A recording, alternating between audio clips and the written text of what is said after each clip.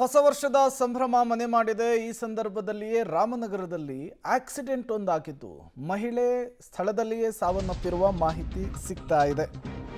ರಾಮನಗರ ಜಿಲ್ಲೆಯಲ್ಲಿ ಹೊಸ ವರ್ಷದ ದಿನವೇ ಆದಂತಹ ಆಕ್ಸಿಡೆಂಟ್ ಇದು. ಬೈಕು ಹಾಗೂ ಕಾರು ನಡುವೆ ಡಿಕ್ಕಿಯಾಗಿದೆ. ಸ್ಥಳದಲ್ಲಿಯೇ ಓರ್ವ ಮಹಿಳೆ ಉಸಿರು ಚೆಲ್ಲಿದ್ದು ಮೂವರಿಗೆ ಗಂಭೀರವಾಗಿ ಗಾಯವಾಗಿದೆ.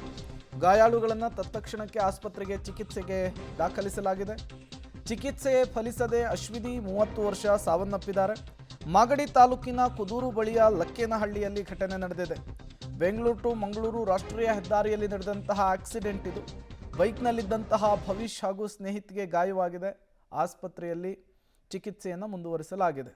ಒಂದು ಕಡೆ ಮೃತ ಅಶ್ವಿನಿ ಫೋಟೋ ಗಮನಿಸ್ತಿದ್ದೀರಿ, ಮತ್ತೊಂದು ಕಡೆ ಕಾರು ಬೈಕಿನ ಸ್ಥಿತಿ ಏನಾಗಿದೆ ಅನ್ನೋದನ್ನು ಕೂಡ ನೋಡ್ತಾ ಇದ್ದೀರಿ.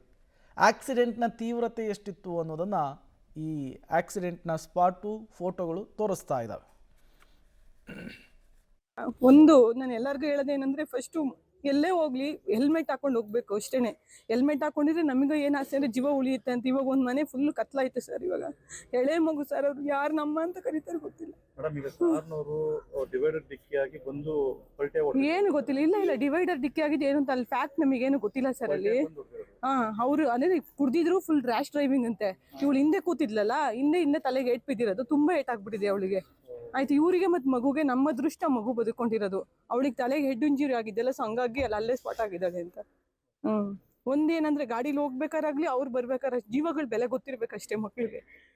ಈ ತರ ಎಲ್ಲ ಹೋಯ್ತಂದ್ರೆ ಯಾರು ಸರ್ ಇವಾಗ ಜವಾಬ್ದಾರಿ? ಇವಾಗ ತಂದು ಕೊಡ್ತಾರೆ ಸರ್ ಮಗುಗೆ? ಯಾರು ಸರ್ ಅಮ್ಮ ಇವಾಗ? ತುಂಬಾ ರ್ಯಾಶ್ ಡ್ರೈವ್ ಮತ್ತೆ ಏನೋ ಡ್ರಿಂಕ್ಸ್ ಮಾಡಿದ್ರು ಅಂತ ಹೇಳ್ತಾ ಇದ್ದಾರೆ. ಹೌದೌದು, ಹೆವಿ ಡ್ರಿಂಕ್ಸ್ ಮಾಡಿದ್ರಂತೆ.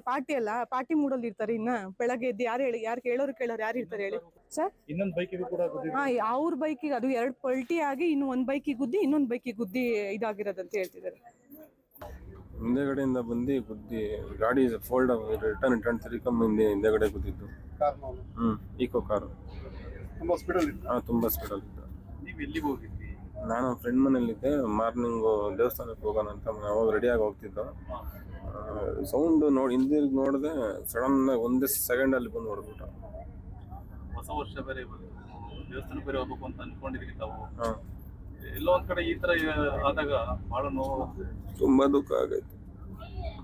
ನಿಮ್ಮ ಪಡೆಗೆ ನೀವು ಬರ್ತಾ ಇದ್ರಿ? ನಾನು ಫುಲ್ ಫುಟ್ಪಾತ್ ಸೈಡ್ ಫುಲ್ ಇಡ್ಡಾಣು. ಯಾಕೆ ಮಗು ಇತ್ತಲ್ವಾ, ಮಗು ಇದ್ರೆ ನಿಧಾನಕ್ಕೆ ಹೋಗೋದು ನಾನು.